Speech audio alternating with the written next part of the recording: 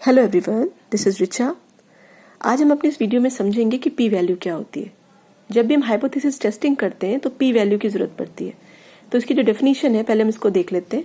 It represents the probability of observing data as extreme as or more extreme than the data actually observed assuming the null hypothesis is true.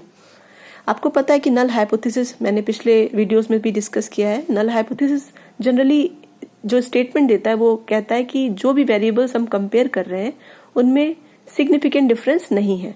मतलब जिन दो variables के बीच में comparison हो रहा है उसमें कोई भी सिग्निफिकेंट डिफरेंस नहीं है। ये हमारा नल हाइपोथेसिस कह रहा है।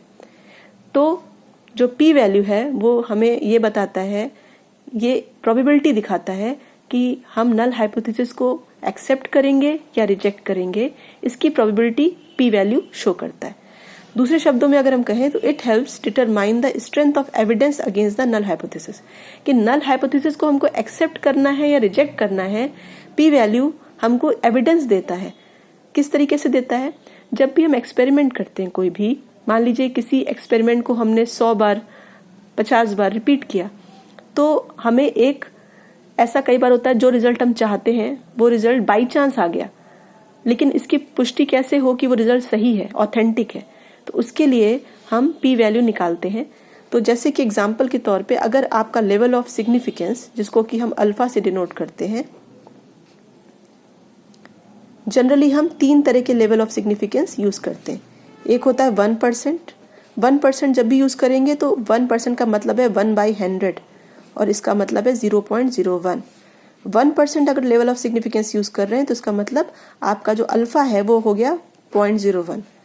5% अगर आप लेते हैं तो 5 डिवाइडेड बाय 100 हो गया, और इसको जब आप कैलकुलेट करेंगे तो ये आएगा 0.05। यहाँ पे अल्फा की वैल्यू ये हो गई।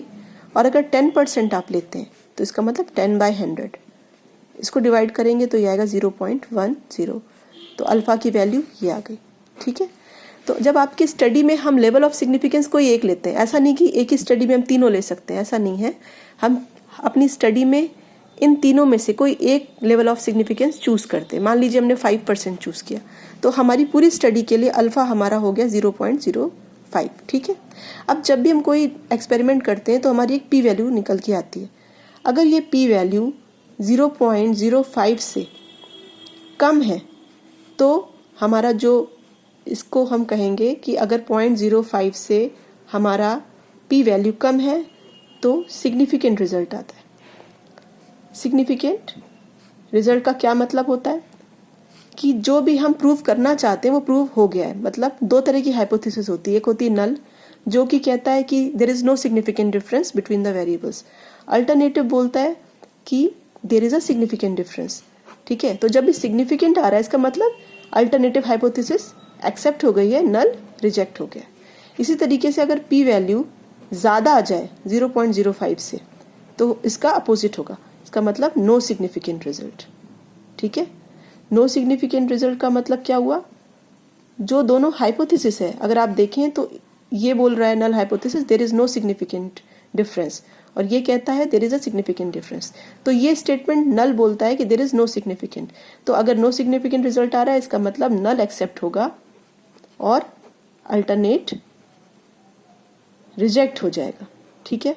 तो इस तरीके से आप पी वैल्यू से ये पता कर सकते हैं कि आपकी जो हाइपोथेसिस टेस्टिंग होगी उसमें आपका नल एक्सेप्ट होगा या अल्टरनेटिव एक्सेप्ट होगा। तो आज के वीडियो में इतना ही। धन्यवाद।